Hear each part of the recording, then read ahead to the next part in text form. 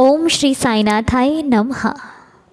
बाबा को देखो तो आंखें भर जाती हैं, बाबा को सुनो तो भी आंखें भर जाती हैं, बाबा की बात करो तो भी आंखें भर जाती हैं। ऐसा लगता है कि बाबा तो हर वक्त हमारे पास हैं।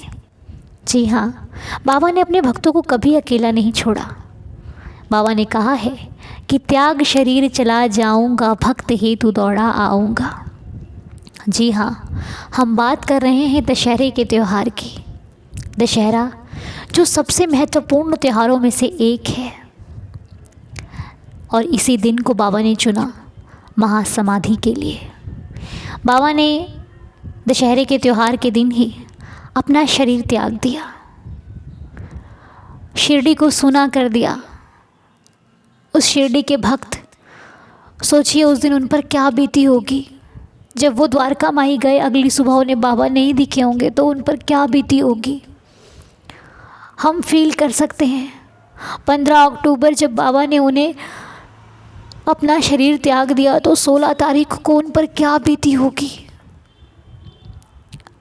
लक्ष्मीबाई को जब बाबा ने 9 सिक्के दिए, और उसके बाद जब कैसे क्या फील किया होगा उन लोगों ने। हम वो भक्त नहीं बन सकते, हम उनकी जगह नहीं ले सकते और ना कभी ले पाएंगे। लेकिन हाँ, हमारे बाबा ने शरीर त्यागने के बाद भी हमें अकेला नहीं छोड़ा। आज भी हमारे साथ हैं, कल भी हमारे साथ थे। हम हैं तो भी वो हमारे साथ हैं, हम नहीं होंगे तो भी वो साथ होंगे।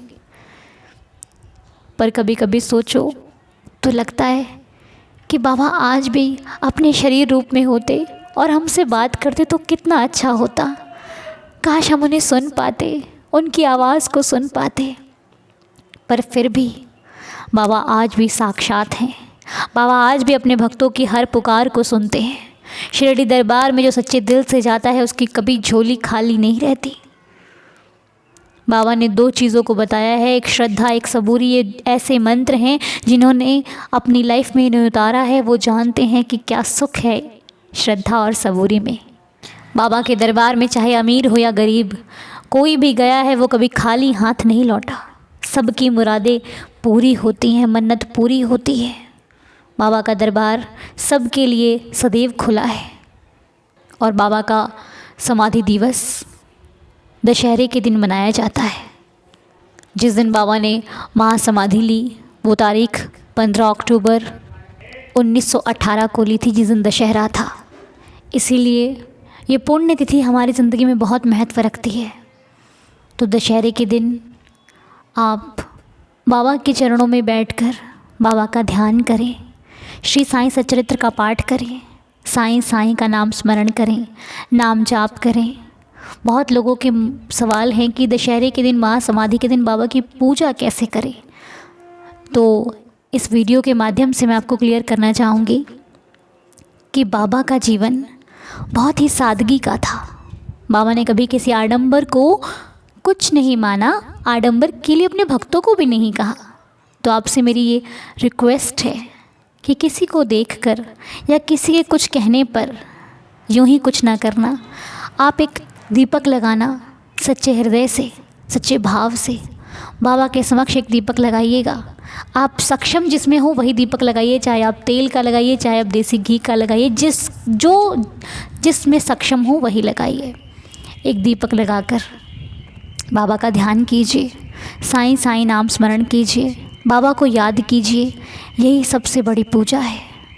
तो बाबा का बैठ के ध्यान करना और सुबह उठकर अपने बाबा को ज़रूर बुलाना कि हे साईनाथ, बाबा आज हमारे घर पर आना।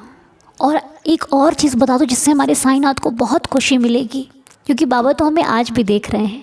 बाबा की सबसे ज़्यादा खुशी होने वाली एक वजह है जो है किसी के पेट भरना, किसी की भूख को शांत करना। तो हो सके तो दशहरे के दिन अगर आप बाहर नहीं निकलते हो, मेले की वजह से नहीं जा पाते हो कहीं, तो आपके गली में स्ट्रीट डॉग होते हैं ना, वो बच्चे होते हैं छोटे छोटे से, या फिर जो भी आपको कोई भी मिलता है जिसको भूख लगी हो, या फिर अब ये भूख ज़रूरी नहीं है कि गरीब को ही लगती है, भूख तो सबकी एक बराबर होती है। किसी को भी अपने हाथ से बना भोजन ज़रूर कराइएगा, क्योंकि ये बाबा का मनपसंद कार्य है। जो बाबा सबकी मदद करते थे, सबकी हेल्प करते थे, सबकी भूख को अपनी भूख समझते थे, किसी की पीड़ा को अपनी पीड़ा समझते हैं हमारे साईनाथ। तो इसलिए हो सके तो किसी को कुछ खिलाइएगा ज़रूर। और पूजा में जिस भी प्रकार आप रोज़ पूजा करते हैं, गुरुवार की पूजा करते हैं, आप वैसे ही पूजा कीजिए। आपको कुछ बदलाव लाने की ज़रूरत नहीं है।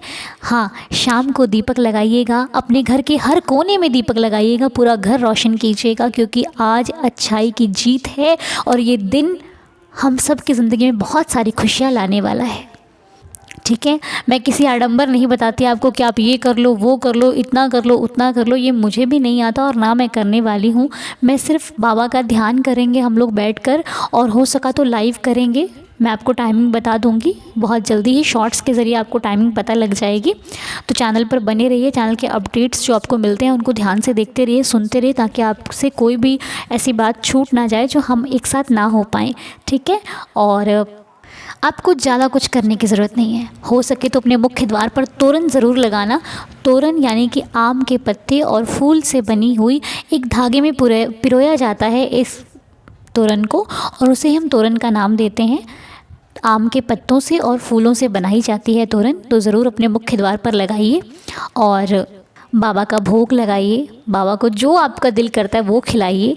साईं आपके हर चीज़ में राज़ी हैं, बाबा को कुछ एक्स्ट्रा नहीं चाहिए। आप जो भी करोगे बाबा के लिए पर्याप्त होगा। तो अपने भाव से जो आपका दिल कहे, कई बार होता है ना दिल कहता है आज मैं ये बना लूँ बाबा के लिए, तो बिल्कुल वही बनाइएगा और बाबा को खिलाइएगा।